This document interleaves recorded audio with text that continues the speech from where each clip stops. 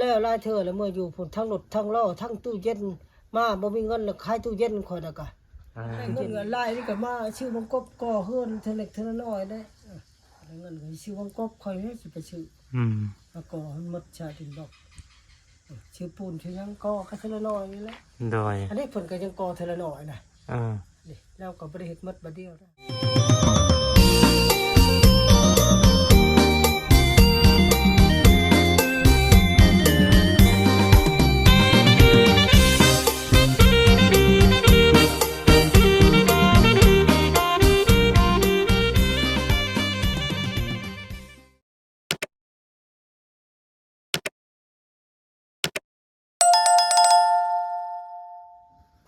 เขาจนมาจากเมื่อแล้วอยู่นาชายงูว่ากะอาม่าเจ้าก็มาขายได้เท่าไรก็เอาเลยซื้อรถมือสองเนาะรถมือสองก็ได้อยู่ดอก2-3 ล้านรถหัวเมื่อยบอกพอแล้วว่าบ่ได้ยาเจ้าไปเป็นเคยกับบ่กล้าว่าแล้วเนาะเขาจะมาอีกค่ะย่าถูกคลองเขาแล้วค่ะย่าสรุปแล้วเพิ่นบ่ให้เลยติหน้าก็บ่ให้เลยไม่กินเขาว่ะหน้าโบราณนะหน้าช่องบุ้งน้องเนาะแต่กี้ได้เสียป่าแต่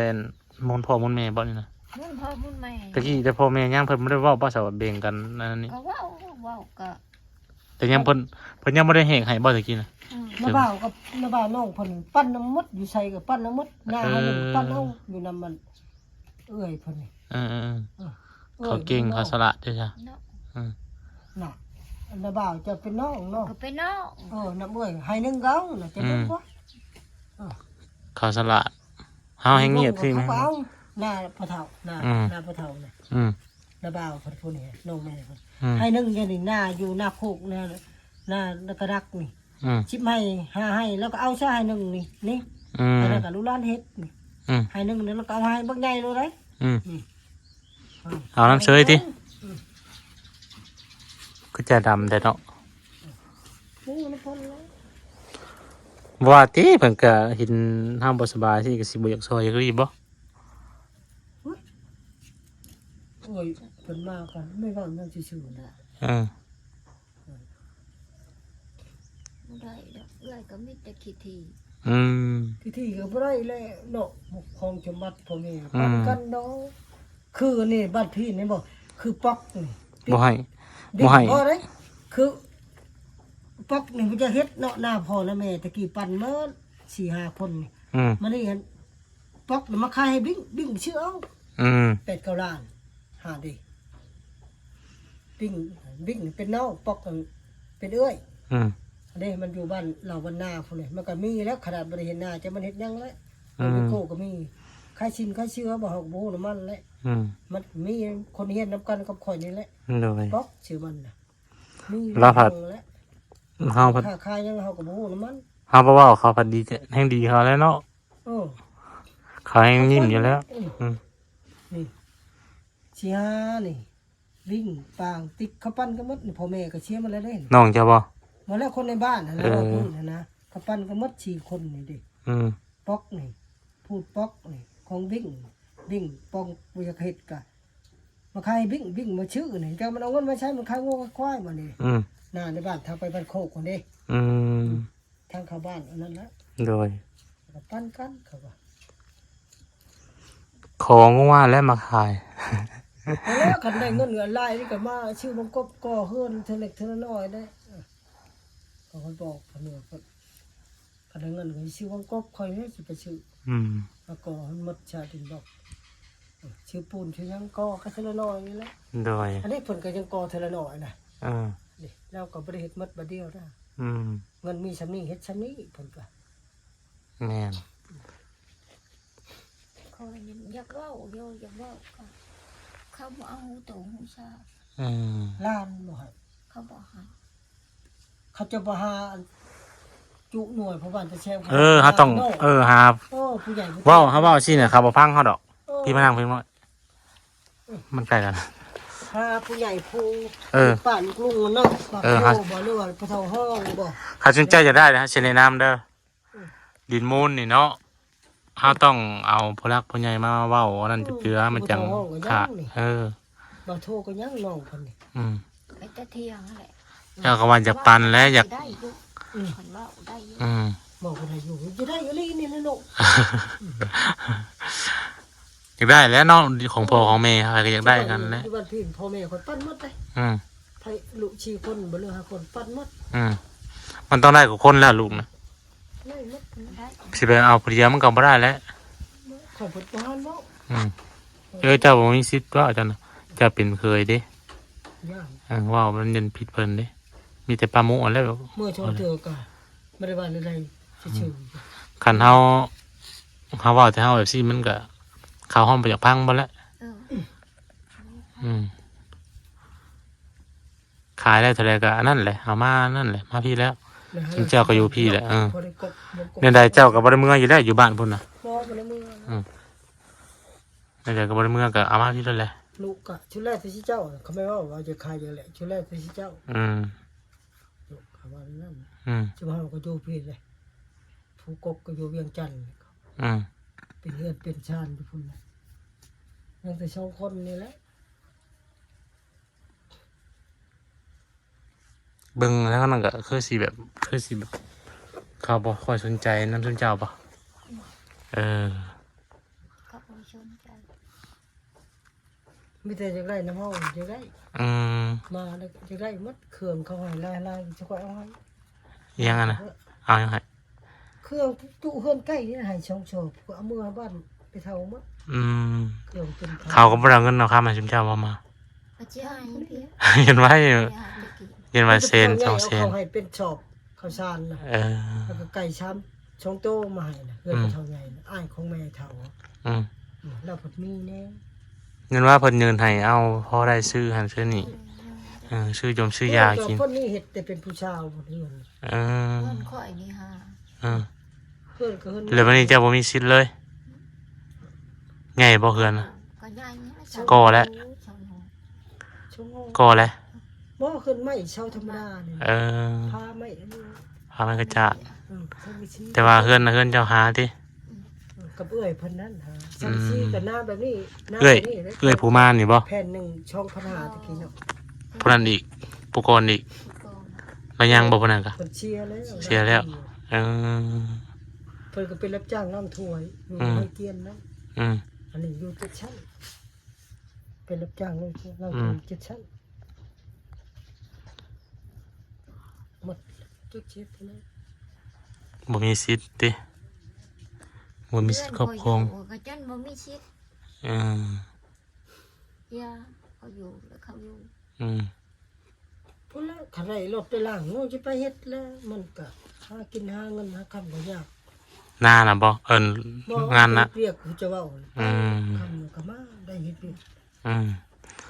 คันว่าสิเผากันมันก็บ่นั่นเพิ่นว่าผู้ใหญ่เพิ่นว่าเผากันแบบนี้แล้วน่ะมันเนาะมึนเนมตากับมองๆเนาะเฮาเฮ็ดหยังว่าเฮามีทางคลองได้สิ้นเดือนมาว่าเท่านั้นเท่านี้ นี่งานกับวัดไปมือบอแล้วคืนเดียวนี้ มันบ่พอได้เฮ็ด ไปเด้อมื้ออื่นมาคนมาต้นไป กับมันหนักเกินกำลังเจ้าอีก นักแล้วจะ มันเกินกำลังมันอันนั้น5,000อายุ มันเรือแฮ หายจากเพิ่นสิจ้างเฮามื้อใดมันบ่ง่ายมันบ่มั่นคงว่าซั่นจังหน่อย มาแล้วแล้วบ่ได้ก็หมดมื้อละ คือแบบนี้นี่มั่นคงได้เฮาเข้าเลยเฮาอยากได้หยังเฮาอยากได้อันนี้อันนั้นเฮาสามารถไปเอาก่อนได้เฮาสามารถไปสมมุติเราจะได้รถเฮาก็ไปเอาก่อนได้เด้เฮามีเงินเดือน ชาปีหมดรถกัน เฮามีเงินเดือนว่าอันเพียงว่าเฮามีรัฐมีการเฮ็ดมั่นคงนะคันว่าเฮาอยู่ซี่เฮาไปดาวรถเพิ่นก็บ่ยังให้เด้ บ่ให้ สมมุติว่าดาวรถหั่นนะ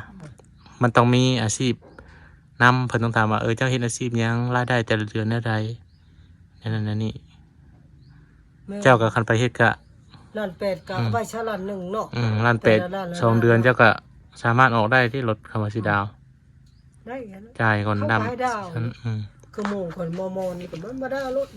มึงได้เงิน แน่น มันรถใหญ่ก็มีรถยังก็มี เจ้าก็ดาวห้านเสียเจ้าก็ได้อยู่แล้ว มันให้ดาวอยู่พอจะมาดาวมึงพามาได้กูให้ จ่ายก่อน 4,000 5,000แบบมันนี่นะเว็บถกเว็บไทย คือเจ้าจะได้เนี่ยค่อยพาไปมันให้1,000ลูกค้าพาไป คานในหน้าบ่คาน พาไปก็ได้มัน ให้เปอร์เซ็นต์เนาะ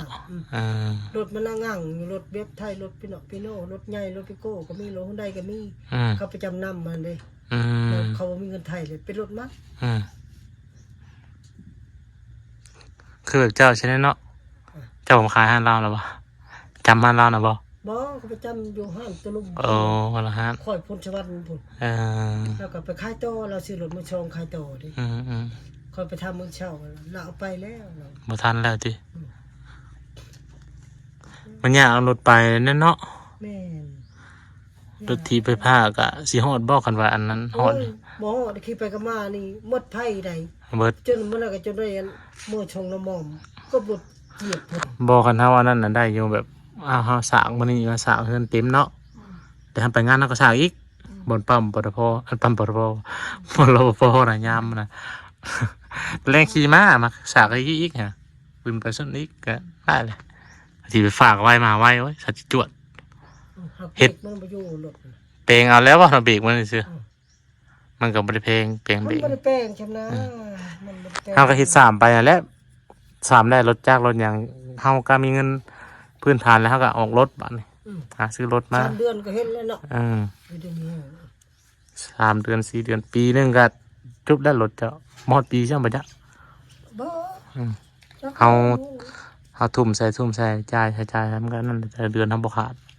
ตอนนั้นเขาอยู่ตลาดนั้นตลาดโลกตลาดสิงคโปร์เมื่อเดือน9แสนเนาะเจ้าเท่าไหร่เนาะ9,000โอ้ย9แสนแล้วว่าเลย6แสนกว่าแล้ว90ได้ดีอีหลีสิค่อยป้าจะยามห้องน้ำได้เงินได้เงินได้ยังดาวเอารถในตลาดน่ะเขาให้ดาวรถแม่นมันก็ง่ายอยู่หันเก็บปีเก็บปีเป็นเดือนนี่2คนคือเจ้าจะยืมเงินยืมค้ำก็ง่ายคือแบบยืมคนก็เห็นเจ้าเฮ็ดเวียกเฮ็ดงานสิในตลาดเนี่ยไปซื้อเขาเอาก่อนแล้วนะเขาคือแบบว่าน่ะลุงนี่แล้วก็สิมีเงินจ่ายว่าเราก็มีเงินนำเงินเดือนอยู่นะเขาก็ไว้ใจเฮาแบบคือแบบเฮาบ่ได้เฮ็ดหยังไปยืมหมู่ๆไปให้ได้แม่นบ่เลยจักละสิเอาเงินมาใช้มาใช้อยู่แล้วยามห้องน้ำก็ได้เฉพาะเช่นนึงเพิ่นยามไปถือเขาอยู่ในห้องน้ำเขาดึงบ่เดินมาบ่เขาพักผ่อนสิงคโปร์บ่เขาพักผ่อนเลยเขาอย่าถือเพิ่นมาแต่ดองเพิ่นแว่ไปเก็บปีห้องน้ำต่อมันให้พักผ่อนแล้วเพิ่นให้ออกเลยบัดนี้เพิ่นให้พักผ่อนเด้อมาเก็บบ่ได้ห้องน้ำก็บ่หลายเลยมื้อละ1,000ปีแล้นะถึงแล้วถ่ายนักถ่ายเบาถึงแล้วแต่เปิดสิงคโปร์ตะบิดใหญ่ตะกี้สิค่อยแล้วมันนี่ยังบ่ตลาดสิงคโปร์นี่อันนี้ตลาดก็ยังสามัคคีชัยบ่ใหญ่ตลาดมีชัยสิค่อยแล้วอยู่ไปสมัครคนก็เก็บปีเป็นเดือนแน่เก็บปีรถจักรแน่ช่องทางพวกก่อนพวกคัดพักกันยาเขาไปเอาน้ำเข้าอีตนเขาก็ชื่อน้ามาของข้าวม้ามื้อเช้าเมาก็บ่ได้แล้วว่าคนให้เพิ่นจ้างมาเก็บเงินนั่นแสดงว่าแท้เขาขายบ่ได้เขาบ่เห็นนำอันนั้นแหละจะว่าเพิ่นเห็นจะบอกเงินเขาบ่จ๊ะเขาก็ไปจีบปี้ดิไปจีบได้จะเพิ่นเห็นในกล้องได้หยังวะบ่เปิดใหม่ตะกี้ยังบ่มีกล้องข่าวตะกี้ดิข่าวตะกี้ว่าจะส่งกล้องน้อยๆสิก็ทันทีอย่างเงี้ยเป็นบ่จดเข้าลูกน้องบ่เท่านั้นเป็นเป็นแล้วเจ้าไปถ่ายรูปมาเราก็เก็บปีตลาดนี่เก็บปีรู้จักนี่เก็บปีตามห้านเป็นเดือนนึงเงิน 6,000 กีจะเลยจะสิอันพรรถไอ้สมบัติต่อสิได้อันซื้อรถลาวบ่ไม่ขี้เอายังวะอันนั้น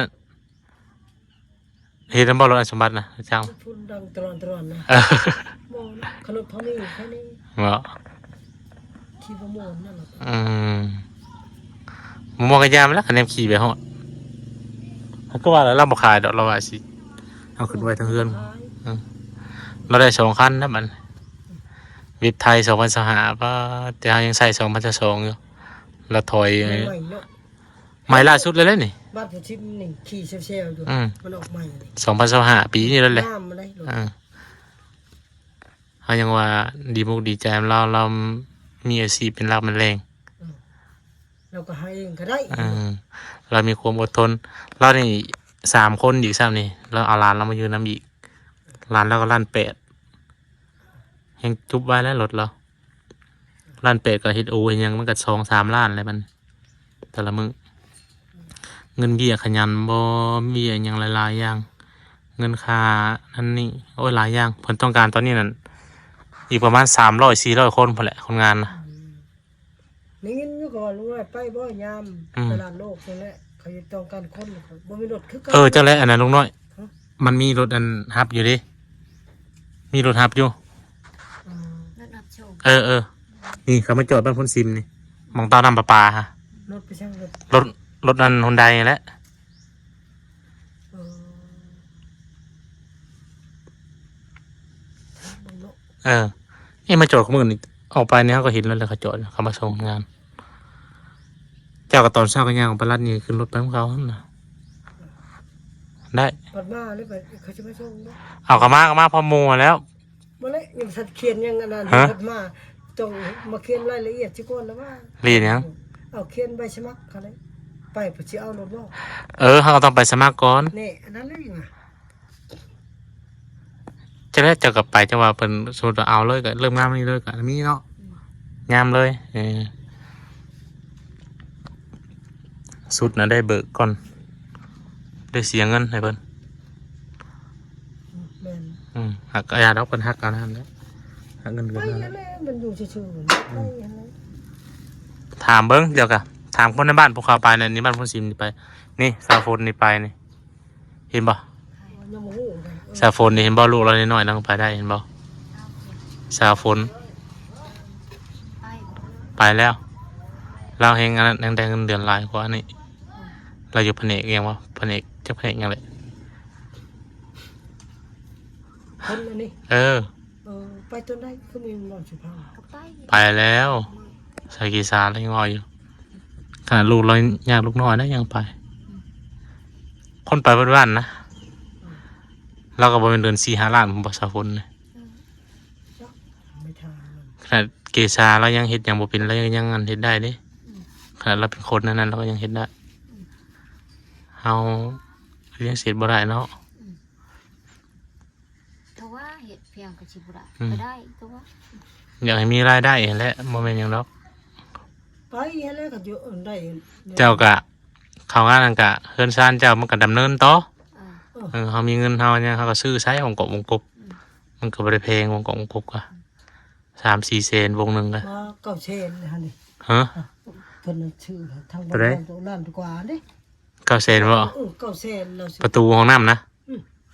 ทั้งบานทั้งอันนั้นบ่ ตั้งหากอีกล้านป้ายมันน่ะ เออไปซื้ออยู่บ้านเฮาเด้อ ได้เงินพุ่นเลยมันได้เงินไปซื้อ บ้านเฮาวงใหญ่อันประตู2 บานบานคูนี่วงละ3 เซน อืม วงกบ2 บานนี่มันก็บ่ได้แพงประมาณ2 เซน แบบของชาวอุนี่ก็ แบบนี้แหละบ่ต้องซื้อดอกในสวรรค์นั้นแพง เพิ่นมาส่งให้แล้วว่า เพิ่นมาส่งให้ไม่มีอยู่ครบ เนี่ยได้เงินได้คำ ประตู ได้เงินเลยสิบอกเจ้ามาส่ง ประตูอันนี้นี่ใบละ5 เซน 6 เซนประตูแบบนั้น ว่าปองเยี่ยมนี่7ปองนี่ช่องจ็ด ปองเยี่ยมนี่ปองเยี่ยมนี่ยัง เป็นไรงูก็ได้ยังงูเขาอีกเด้อ เจ้าก็เดือนหนึงก็เกือบได้ครบบ่ได้เด้ โอ้ ครับ คำว่าสิเขาว่าสิทุ่มใส่ให้นะคำว่าแบบว่าเฮาบ่ได้ซื้อหยังหั้นนะมันก็ซื้อบล็อกซื้อหยังบัดนี้มาก่อเอาแล้วก็ถือว่าได้เด้อยู่แบบนี้มันก็บ่มีหยังแม่นบ่ อยู่แนวนี้มันบ่มีหยัง ได้แต่นางแนมหน้าอันสิเด้อแนมปากอันนี้ ป่าจอได้เฮ็ดมันไปเฮ็ดมันบ่ได้เฉอะเสียเวลา ฮะ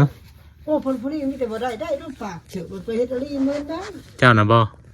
ป้าเจ้านะ โอ้เฮ็ดแย่เข็มเฮ็ดนุ่งหมอเข็มน้อยๆนี่แย่ บ่ได้ดอกเจ้านะ โอ้ย บ่ได้ เจ้าซ่าบ่เป็นหยังดอก ตัดเล็บนี่ก็เฮ็ดได้บ่ตัดเล็บเองก็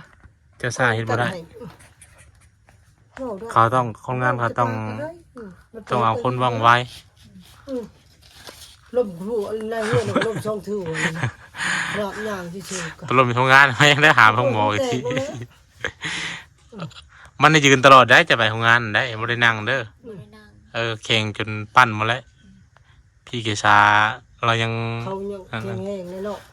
อันนี้เขาว่าตื่นมาให้ย่างเลือดจังหงจังไร เอาก็ย่างอยู่แต่ละมื้อ บัดย่างบัดบ่ออะไร แต่ละมื้อก็ค่อยเลยตื่นแต่เช้า อืม ๆนึ่งข้าวนึ่งน้ำพดพักกันยาเพิ่นก็ อืม ทุเหยาะทุเหนียวก็ค่อยแล้วเอาลง อืม แต่เพิ่นล้ม เดี๋ยวก็โลกบัดไปอันนั้นมันก็ เอ โล อก ชื่อๆเงินไม่ว่าเฮ็ดได้มันบ่ได้เนาะ กันเจ้านี่ได้อยู่100%ได้แล้วขอยแบกมาต้นคือรถ10ล้อจนยังตาย กันปลาหมูนี่ ได้เงินโจกแชนแบก ปลาหมูนี่เผาเพื่อนซะให้เราเผาเพื่อนซะ มึงเป็นมึงไก่เนาะ อืม พังลงมาก่อนสิลงลงมอง ถามลูกเจ้าโทรถามรถพร้อมเพิ่นยังได้คนไวนี่ มอมพังมอมบ่ก่อนมอมสิว่าไม่ได้ มอง เนาะ ก็ให้เจ้าไปอยู่บ้านไม่ได้ไปกับ แน่มันสิได้เงินน้ำมันชิโรดให้ไปชื่อย่างบ่ได้บ่ เอาก็ เนาะ ยืมมาก่อนน้ำลูกสาวได้อยู่ดอกตามนี้ตามน้อย ยากว่าแล้วมันก็หนึ่งพอดีว่าสิได้กินชิ้นได้ควายเขาว่าหาเงินยากมันฮ้อนหนัก เขามีแต่ไล่กินเลยว่าเนาะโทรไปเขาก็บ่ยังให้แล้ว โอ้ ได้มาแต่ซื้อกินว่ะไผสิอยากให้ ถ้าต้องว่า อยากยืมเงินไปเฮ็ดงานเนี่ยบ่มีเงินนี่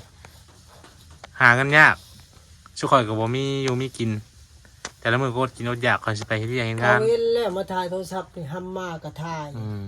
ถ่ายเบิ่งคือเจ้านี่แหละ อืม ก็เฮ็ดอยู่ไปแล้วเมื่อปีใหม่ก่อน อืม ก็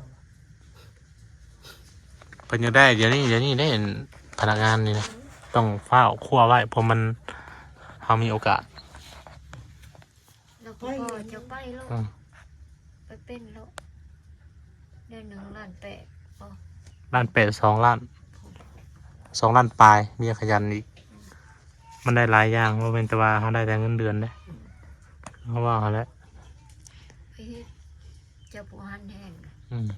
ปล่อยผู้หัน ไปเลยมื้อนี้ก็มีผู้เรียกเฮ็ดก็สิไปแล้วก็โทรเพิ่นว่าไปบ่มื้อนี้บ่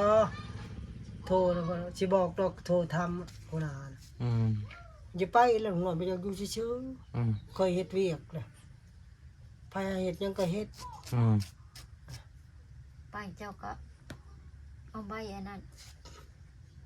ไปชนะเขา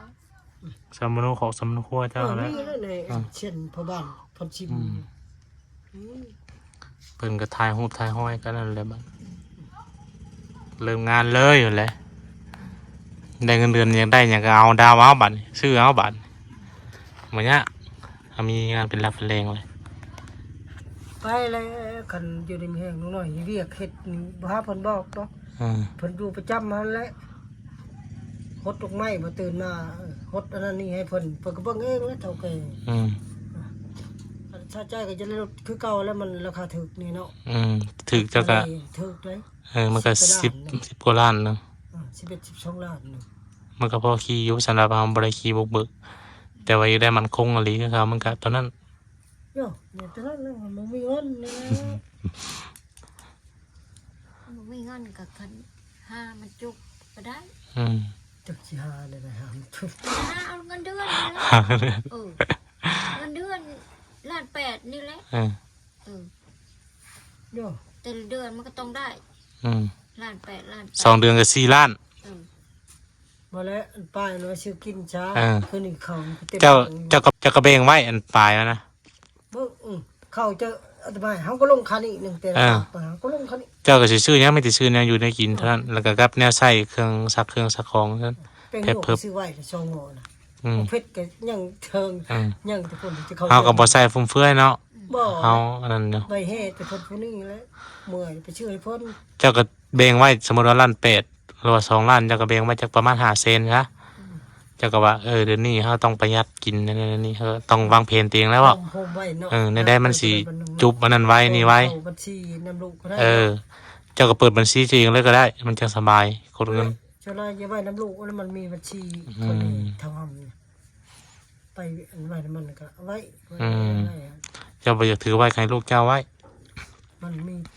บัญชีได้มัน หรือว่าฝากไว้นำบัญชีนำเฮาก็ได้เฮาก็มีกันบัญชี2 บัญชีไทยบาทกีบ เออเขาก็มีช่องอันคือกันเนาะเป็นปีหรือเป็นเดือนฉุกเฉิ อื น ม มันมีช่องบัตรมันก็ บ่ยากดอกเปิดบัญชีมีแต่สมโนครัวไปธนาคารเราก็เปิดนั่นแหละ แต่ไปใช้นี่มันก็ไปกดเอาละเก่านี่ออกโลดจ้า อืมที่เธอบ่มีเงินใช้เท่านั้นแหละบัญชี มันก็ค่าไปค่ายเครื่องน้ำเข้าแล้วมันจังโฮมกันไว้แน่แล้วก็ไปเฮ็ดนั่นเฮ็ดนี่น้ำพ่นส่งเครื่องส่งของ หมด หม้อนี่อยากประหยัดมันบ่ หมุดครบได้ฮะหมุดลายใช่นะ ได้แล้วมันฮ้อนมันเด็ด มันเด็ดเน่าเนาะ มันบ่เนี่ยผิดพลาดบ่มีรถนี่แหละ มันเป็นน้ำข่อยเองยาแหละพี่น้องก็โทรมาเช้านี่นั่นแหละรถเพิ่นเอาให้แล้วเพิ่นโย่มึงเฮ็ดได้มึงขายบ่มีอยากกินอยากค่ะแล้วก็ชื่อเขาแน่เขาขายเพิ่นก็ได้แล้ว พี่น้องทางนั้นเพิ่นบอก มันพี่นี่ เออ เพิ่นก็เบิ่งอยู่ใหญ่ทุกข์เลยจะเอาเงินมาให้เพิ่นก็เฮ็ด เฮ้ยพี่น้องอยู่ บ้านไอ้เริ่ม ซื้อเองบ่ ไอ้เริ่ม ลืม เด้อ ลืม น้องคอยเด้อคือนั้นรถมีรถพอร์ตแค่ทางนั้นทางนี้ก็พออ้อนเขาขุดรถพอร์ตแค่ทางอยู่ทางตะวันตกนี่กับพี่น้องคอย รถพอร์ตหมองไหนวะ พอร์ตซีอันกูกมันน่ะสีดำแคบมันน่ะเพิ่นพออ้อนนั่นน่ะ ฟอร์ดบ่ฟอร์ดแรนเจอร์นะ เออ ก็เดี๋ยวรถพอร์ตอัน ล้างคนแล้ว บุกเบิกอะนะ ก็เป็นอ้ายเขา คันสีขาวนะ อืม ก็มือนี่ก็ลูกน้อยแล้วก็มือเห็นแล้ว บาทอันคนซื้อเองนั่นพี่หมูเจ้าบ่ตัวน่ะ อันไหนน้อยหมูค่อยน่ะ หมู เห็นแล้วกั เนาะ มันไปรับจ้างอเมริกาน่ะปีเดียวเนาะ มันไปรับจ้างนํพี่น้อง มาได้ฮงชีแน่ รวยเชียวแล้วเนาะ ได้ตะกี้เดี๋ยวนี้ มันก็ไปเฮ็ดนั่นเฮ็ดนี่แหละมาเพิ่นได้รถได้ฮงชีโหมันมีเด้ เราตั้งรักรวยดิ หมู่เดียวกับข่อยได้เฮ็ดนํกันย่างได้ตะกี้ มีแล้วมันหมู่ก็เลยไอ้น้อยเฮ็ดนํกัน ยังแต่เจ้าบัดนี้เนาะ ยังข่อยบ่ได้ บ่ได้ เราได้ก็สู้ไปนั่นแหละเอาบ่รวยเขาก็พออยู่พอกินแล้วพอแล้วก็นี่แหละบ่ต้องแบบว่าแข่งขันกับพวกนั้นพวกนี้ บ่ ไปอันเฮ็ดตลาดโลกนี่ มีซั่นใดก็กินไปเนาะ ล้านแปดโยก็ได้เลยเนาะผมว่า ได้ล้าน8 2ล้าน ผมกินในมือในบ้านผู้ชิมนี่15เช้าเป็นมื้อได้เขาขายบ่มีได้5,000 10,000 15กับเช้า25 30ผมกิน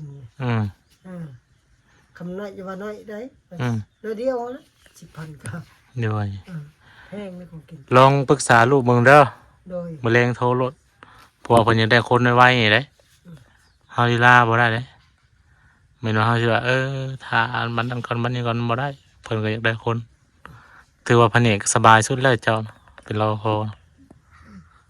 สิว่าน้ำเขาก่อนมาแล้วเขาเลิกเวียกเลิกงาน ยืมคนละพุ่นละนิดหน่อยแล้วสิบ่ได้บ่น้ำน้องมอมแน่น้ำลูกสาวเจ้ากกแน่แล้วก็ปู่ลูกชายเจ้านี่ยืมบ่สิบางทีเขาคิดเห็นเขาก็ให้ดอลลาร์ก็มีเด้พอเห็นพอเฮ็ดเวียกเฮ็ดงานว่ากลุ่มตัวเองเลยนะครับสมมติเราว่าลายห้างเด้อจบคลิปเลยเด้อโทรปรึกษากันเบิ่งมะเร็งอะไรก็ได้ พุ่นละ9 โมง 10 โมงว่าจะมาแต่ราชการได้ทำแล้วก็เป็นก็เลิก7 โมงถึง 10 โมงเวียกเขา คันอยากจักข้างในรายละเอียดก็ไปถามคนในบ้านพลสิมนี่แหละพวกอันเขาไปนะมันจะฮู้รายละเอียด